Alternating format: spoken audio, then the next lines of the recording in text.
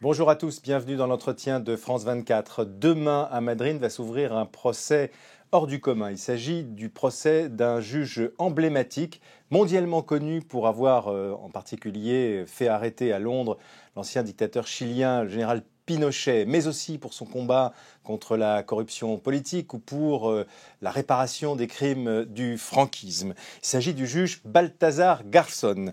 Dans ce premier procès, il lui est reproché en particulier d'avoir utilisé des écoutes illégales entre un certain nombre de suspects dans une affaire de corruption politique et leurs avocats. Mais dans une semaine s'ouvrira un procès d'une ampleur encore plus grande, puisque c'est un procès intenté par l'extrême droite espagnole qui estime que le juge Baltasar Garzón a violé la loi d'amnistie qui règne en Espagne depuis la transition démocratique. Alors nous allons parler de ça avec un autre juge, un homme qui le connaît bien. Il s'agit de l'ancien procureur de Genève, Bernard Bertossa, qui est en duplex avec nous de Genève. Bonjour, merci d'être avec nous, Monsieur Bertossa. Bonjour. Bonjour. Je précise que le juge Garzón risque lourd dans ce procès, parce qu'il risque tout simplement d'être interdit d'exercice de la magistrature à vie. Il est pour l'instant suspendu de ses fonctions, et ce depuis plus d'un an maintenant. Vous avez, je l'ai dit, bien connu le juge Garzón parce que vous êtes co-signataires tous les deux de l'appel de Genève, ce fameux appel de Genève qui plaidait pour un espace judiciaire européen pour lutter contre la corruption, en particulier la corruption politique. Je voudrais d'abord vous poser une question sur le deuxième procès.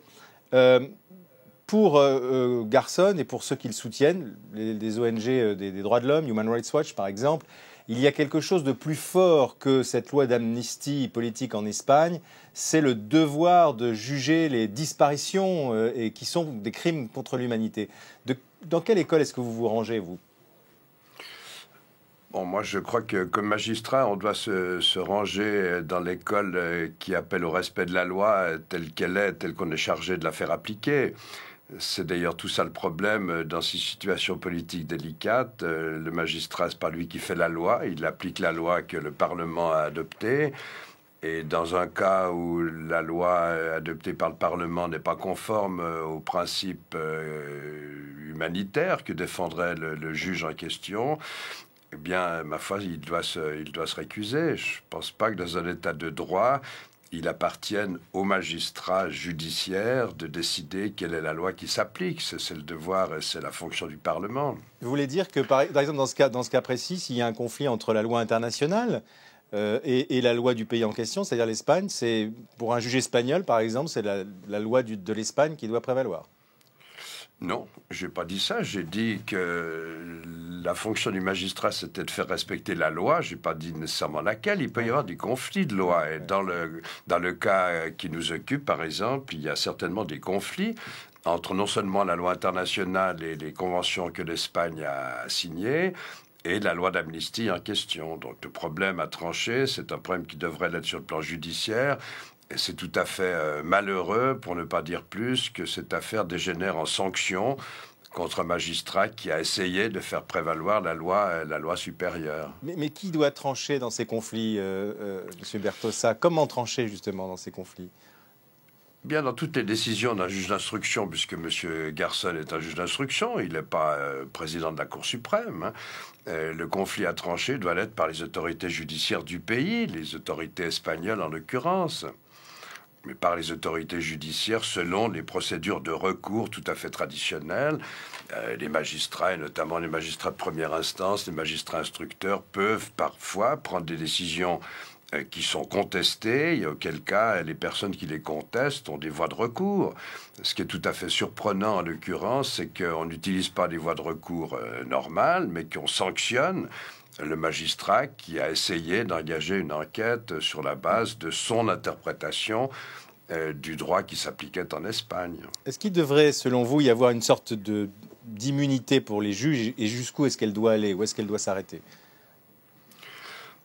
Alors, il n'y a pas de raison particulière pour qu'il y ait une immunité spéciale pour les juges, c'est-à-dire pour les magistrats judiciaires en général, sauf à les protéger contre toutes les querelles dont ils peuvent être l'objet de la part des justiciables. En général, le système qui est reconnu et admis dans nos états de droit, c'est la demande d'autorisation à une autorité supérieure de pouvoir poursuivre un magistrat judiciaire, sans quoi, surtout les magistrats qui, comme Garçon, sont impliqués dans des procédures extrêmement délicates qui mettent en cause des puissants, sans quoi ces juges-là seraient constamment l'objet de plaintes pénales et ça ne serait pas supportable dans la mesure où ça serait une entrave à la marche de la justice. Vous avez donc le sentiment qu'il y a peut-être une erreur qui a été commise lorsque les autorités suprêmes, parce qu'elles ont été consultées en Espagne, ont décidé que ces plaintes étaient recevables. Je pense à ces plaintes d'associations d'extrême droite ou d'anciens franquistes.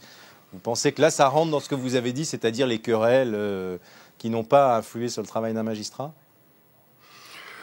Alors, encore une fois, moi, je ne connais pas tous les détails de ces plaintes et de ces reproches qui sont faits au juge Garçon, mais enfin, vu de l'extérieur, on ne peut pas s'empêcher de penser qu'on a là affaire non pas à une justice qui doit être dite dans la paix et la sérénité, mais un règlement de compte contre un magistrat qui dérangeait trop.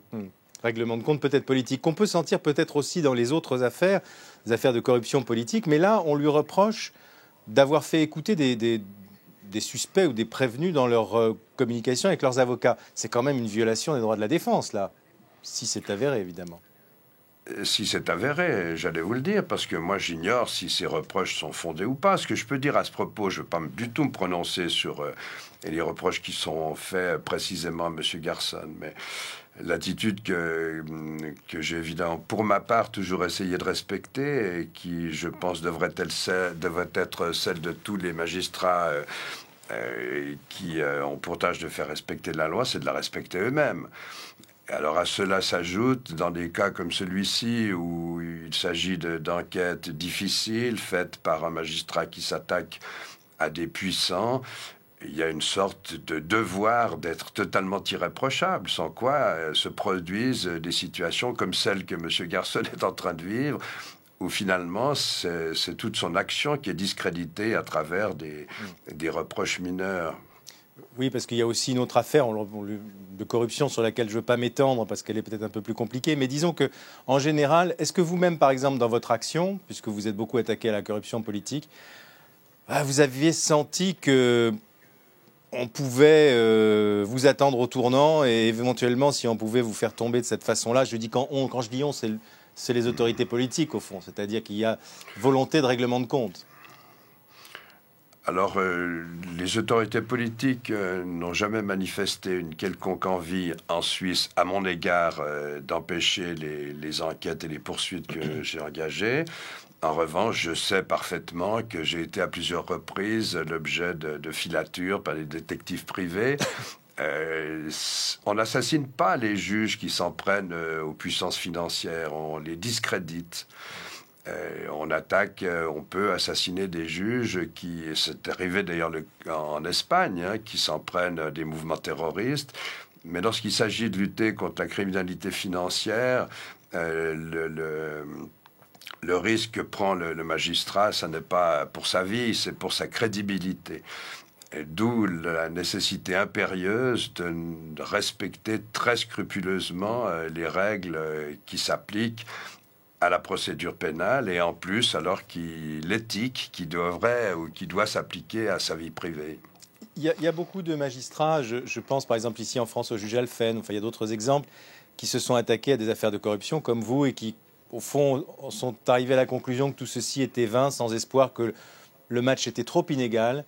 Est-ce que c'est votre avis aussi? Quand vous regardez un peu en arrière votre action comme procureur de Genève, ce qui a changé ou pas changé depuis l'appel de Genève, est-ce que vous diriez qu'on progresse un peu, beaucoup? Alors, il faut placer ça dans un contexte historique. Au moment de l'appel de Genève en 1996, il faut rappeler que la corruption d'agents publics étrangers n'était même pas punissable, ni en Espagne, ni en France, ni en Suisse. Depuis lors, elle l'est devenue. Donc c'est un progrès manifeste. Nous dénoncions cette lacune dans la loi et cette lacune a été comblée. Alors, si on se souvient des décennies précédentes où le blanchiment d'argent, par exemple, n'était pas punissable non plus, on doit admettre et on doit constater que sur le plan de la législation, il y a eu des progrès très importants qui ont été effectués. Maintenant, dans la poursuite, les délinquants, et notamment les délinquants financiers, ou bien les délinquants, les auteurs de crimes contre l'humanité, avaient pris depuis des générations l'habitude de l'impunité. On ne les poursuivait tout simplement pas. Les puissants n'étaient jamais menacés par des poursuites pénales. Aujourd'hui, ils le sont dans la plupart des États de droit. Et je crois que là, historiquement, il y a un progrès indéniable. Maintenant, il y a encore beaucoup de progrès à faire, bien sûr. Un petit mot pour terminer, Bernard Bertossa. L'action politique, ça vous a tenté, vous, à un moment donné? Je pense à l'exemple d'Eva Joly en France. Est-ce que vous avez de la sympathie pour ce type de parcours, d'engagement? Bon, il y a d'autres exemples. Il y a Di Pietro en Italie, un des magistrats de main propre qui a créé son propre parti avec un succès plus ou moins mitigé. Non, moi, ça ne m'a jamais tenté. Je pense qu'en exerçant un pouvoir, en l'occurrence le pouvoir judiciaire, on fait de la politique au sens large du terme. Tout exercice du pouvoir dans un état de droit est un exercice politique. Chacun son métier. Moi, j'ai consacré toute ma vie à l'activité judiciaire. Je n'ai jamais été tenté d'exercer d'autres pouvoirs que celui qui m'était conféré par mes fonctions de juge et puis de procureur. Merci beaucoup Bernard Bertossa d'avoir été l'invité de cet entretien de France 24. C'est tout pour aujourd'hui. Vous le retrouvez évidemment sur france24.com. À très bientôt. Merci.